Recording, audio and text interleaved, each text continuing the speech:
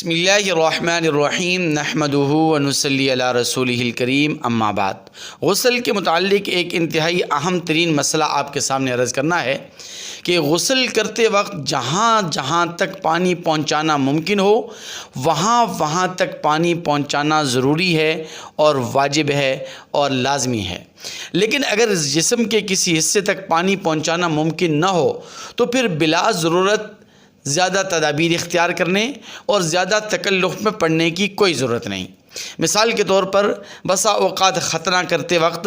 حشفہ کے ارد گرد چمڑا باقی رہ جاتا ہے اور غسل کرتے وقت کوشش کے باوجود اس حشفے تک پانی پہنچانا یہ ممکن نہیں ہوتا، تو اس لیے اس حشفے تک پانی پہنچانا یہ لازمی اور ضروری نہیں ہے۔ اسی طرح اگر کسی کے کانوں میں سوراخ ہیں اور کانوں کے ظاہری حصے پر بندہ اچھی طرح پانی بہائے اور اچھی طرح پانی پہنچائے تو اگر سوراخ کے اندر پانی نہ پہنچ سکا تو کوئی ضروری نہیں ہے، اس میں زیادہ تدابیر اختیار کرنے اور زیادہ تکلف میں پڑنے کی کوئی ضرورت نہیں۔ لیکن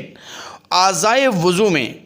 جہاں جہاں تک پانی پہنچانا ضروری ہے، یعنی اعضائے وضو کو اچھی طرح دھونا ضروری ہے، اور اچھی طرح دھونے کا یہ مطلب ہے کہ اعضائے وضو میں سے اگر تھوڑی سی بھی جگہ خشک باقی رہ گئی تو پھر وضو نہیں ہوگا، یعنی فرض آپ کا ادا نہیں ہوگا، اور ظاہر سی بات ہے وضو کے جو 4 فرائض ہیں اس میں سے اگر ایک فرض بھی چھوٹ جائے تو پھر وضو بندے کا کامل نہیں ہوتا۔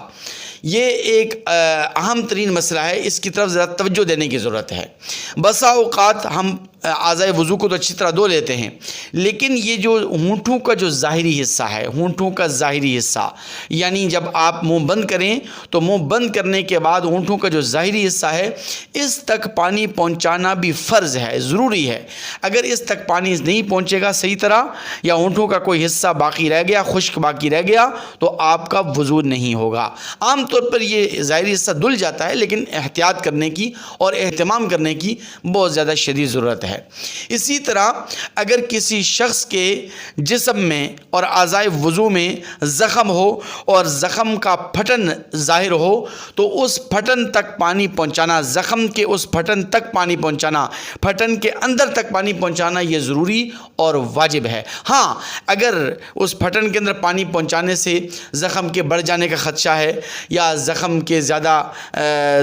مضر ہونے کا خطرہ ہے اور زخم بڑھ جانے کا خطرہ ہے تو پھر تو ضروری نہیں ہے، لیکن اگر زخم ٹھیک ہو چکا ہے اور صرف پھٹن باقی رہ گئی ہے، زخم کی پھٹن باقی رہ گئی ہے، تو زخم کے اس پھٹن کے اندر تک پانی پہنچانا یہ واجب ہے اور ضروری ہے۔ اسی طرح اگر کسی شخص کی آنکھ دکھتی ہو اور آنکھ کا چپٹر ظاہر ہو اور آنکھ بند کرنے کے بعد وہ آنکھ کا چپٹر باہر آتا رہتا ہو اور باہر نکلا رہتا ہو تو اس آنکھ کے چپٹر تک پانی پہنچانا بھی ضروری اور واجب ہے۔ اسی طرح اگر کسی شخص کے